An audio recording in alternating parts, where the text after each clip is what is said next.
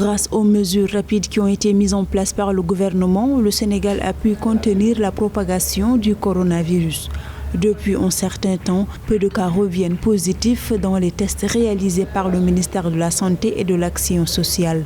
Néanmoins, le dit ministère exhorte les populations au respect strict des mesures de prévention individuelle et collective. Le 19 novembre 2020, le Sénégal comptait officiellement 15 835 cas d'infection au Covid-19, dont 15 440 ont été déclarés guéris et 329 personnes décédées.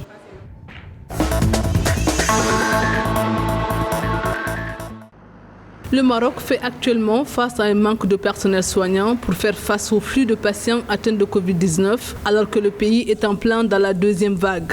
La capacité d'accueil en soins intensifs et en réanimation a été doublée. Certains agents de santé disent se préparer au pire. Sur les 3000 cas de Covid-19 enregistrés par le Maroc, 18% se trouvent dans la région de Casablanca-Setat, malgré les mesures de confinement mises en place en septembre pour enrayer l'épidémie. L'état d'urgence sanitaire a été prolongé sur l'ensemble du territoire national jusqu'au 10 décembre 2020.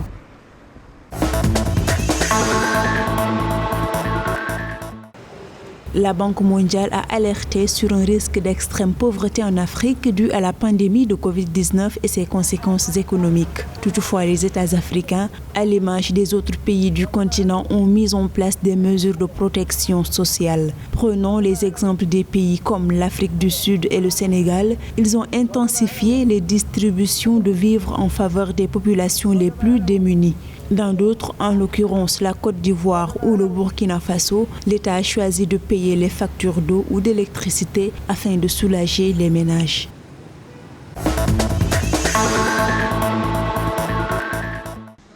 Au Soudan, la prochaine rentrée scolaire qui devait débuter le 22 novembre prochain a été reportée de 2 semaines par le gouvernement pour enrayer la pandémie de Covid-19. La décision vise à s'assurer que les établissements d'enseignement appliquent les directives sanitaires. Par ailleurs, le ministre a exhorté les Soudanais à suivre les directives sanitaires, à porter un masque et à éviter les rassemblements. Le Soudan a signalé un total de 15 299 cas de Covid-19, dont 1179 décès et 9 610 guérisons à la date du 19 novembre.